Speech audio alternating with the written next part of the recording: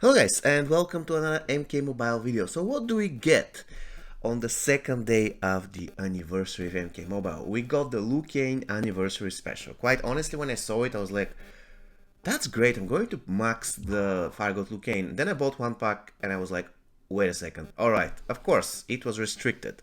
For a moment I thought there was no restriction, because if it wasn't, I would say that this is kind of an okay deal. And then I saw the restriction and I was like, oh my god, I shouldn't have done that.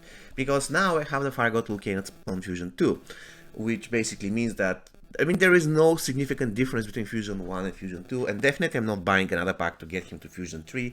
It's simply not worth. Now let's talk about this pack. Basically for $20 you have one guaranteed Fire God Liu Kang and one Gold Flaming Fist Liu Kang. The question is, should you buy this pack? I would say if you don't have this character, or if you have him at Fusion 8 or Fusion 9, it is kind of work to do it. For one thing, to unlock him and just play with him. He's a pretty nice character, one of the funniest characters to play. However, if you have him like me, like Fusion 1, Fusion 2, do not spend money on this pack. Let's talk about Fire God Liu Kang, guys. Fire God Liu Kang is pretty decent card. Once again, very fun to play. However, I'm not convinced that this guy is better than Circle of Shadow Liu Kang. I'm not convinced that he's better than Classic Liu Kang. So definitely, apart from unlocking him just to try him out in quick mode, have some fun, I don't see any point of buying this pack, because once again, the biggest problem with this card is that his passive, I mean, it cannot really work against bosses. You just can't. There is a way that you can set yourself on fire, but you cannot set the boss on fire. So it's really difficult to get stacks on his passive. So yeah, once again, fun to play character, very unique, very good looking. I don't really like his basic attacks a lot, but at the end of the day, once again, very fun to play, though not really that great. At Fusion 0 you can unlock his passive, of course, and you can use him as a support, because he gives Elder God teammates 25% basic attack unblockable chance, even though the majority of the Elder Gods don't really require that. So once again, not the greatest support in the game, but still something. So long story short, should you buy this pack? If you don't have Fire God Liu Kang, just buy one pack if you want to spend some money. If you have him at Fusion 8, Fusion 9, you need to be okay to max him out, because you know, if you go for the regular packs, the regular Fire God Liu Kang packs, he basically goes for about, on average, $50 per copy, and now you can guarantee him for $20. And that's pretty cool. But once again, you shouldn't be spending a lot of money in this game for characters. You have to spend the money, if you want, of course, on equipment, because it is much better. So yeah, I still think that Anniversary Tower Bundle is better than the Liu Kang Anniversary Special. So I just wanted to let you know about the Liu Kang, whether you should buy it or not. And now let's talk about the double challenge. We have double challenge. Now, the problem with this double challenge, let's start with the good thing. The good thing is that the beginners are going to get 3 copies of Flaming Fist Liu Kang and 3 copies of Mournful Kitana. Out of the 2, I reckon Mournful Kitana is better, because she has supporting value, while Fire God Liu Kang doesn't. He's purely a fighter, a very squishy one, quite honestly. But if I have to summarize, for beginners this is good. For veterans it is horrible, because if you're a veteran in this game, souls have no value whatsoever.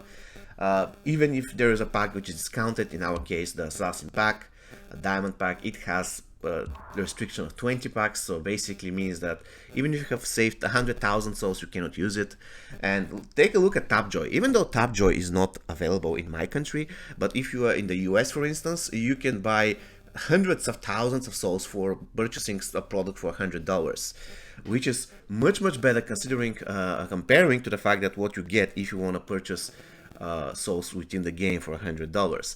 So you unlock 100,000 souls and you cannot spend it. I mean, probably you can on certain packs that don't have a limitation, like the Diamond MK11 pack, like the Scarlet MK11 Diamond pack, and basically that's it. So you can max MK11 Scorpion, Sub-Zero, Scarlet, you can max, oh, actually you can max those 6 MK11 characters, and that's it. Every single other pack has limitation. That's not really great. What I would advise the game developers would be to rotate those packs. They don't have any restriction. So today it's Diamond MK11 pack, tomorrow is the Classic pack, let's say in 2 weeks is the Ronin pack, in 4 weeks is the Cold War pack, you got it, right? But currently, only those 6 characters can be maxed for souls. So if you have 100,000 souls, you can max those characters and no other characters, because, of course, I'm talking about diamond characters. So this is one of the biggest problems with the game. Souls for veterans are not really useful. For beginners, they're quite good, but for veterans, not that much. So I don't really care about my souls. I have 20,000 souls. But if you take a look at my collection, let's show you my collection. I'm going to do like this, and you can see that the only 2 characters I don't have maxed out from the old ones, actually the first one is the Terminator. I just need 1 more copy, and I need actually 3 more copies of Cold War Scarlet. Though she is not considered new, but compared to all the others, she's kind of new, right? But last time there was a pack with her, and you had like 3 or 4% chance to get her. The pack was discounted, but with 20 pack limitation, so I couldn't get even 1 copy of her. And that's the problem. I mean, why should I do quests like a veteran? Because souls are meaningless. I cannot do anything with souls. Right, I have Classic Jade, who's available for souls. I just got it. By the way, if they actually decide to put the new gold cards, like the Pyromancer Tiny, which I currently don't have, Combat Cup Cassie and the new Baraka in a gold pack, so probably the biggest use of souls is going to be to max those cards. But even then, I remember that when I maxed Classic Jade, she was in a pack that again had restrictions of 20 openings. The good news is that she had pretty good chance, like 13%, so definitely you're going to get, on average, at least 2 copies. This cannot be said, for instance, about Cold War Scarlet with a chance of 3% or 4%. So yeah, that's the thing. And basically this is it. If I have to wrap it up, guys, once again, the Liu Kang Anniversary Special, no, it's not like Flaming Fist, I'm sorry, it's Fire God Liu Kang. It's a fun character to play. If you don't have him, it is going to be worth to unlock him just once. You can kind of use his passive in certain situations, but as a support he isn't the great in the world. Another problem with him is that against bosses he cannot really take full advantage of his passive, so not better than Classic Liu Kang. I'm not convinced that he's better than Circle of Shadow Liu Kang.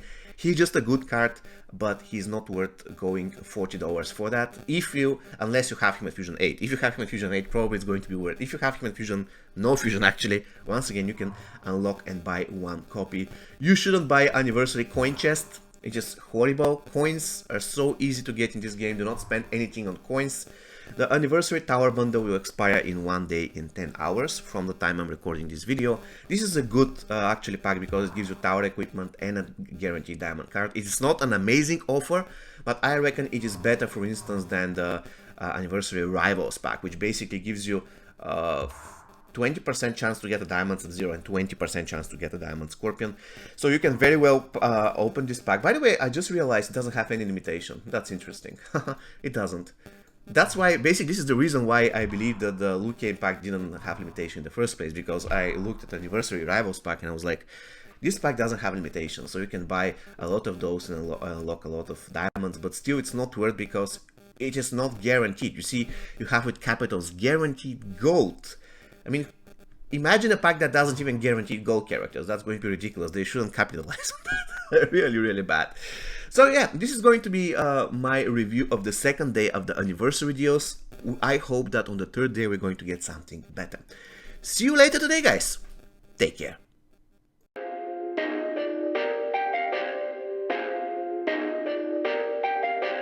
Perfect.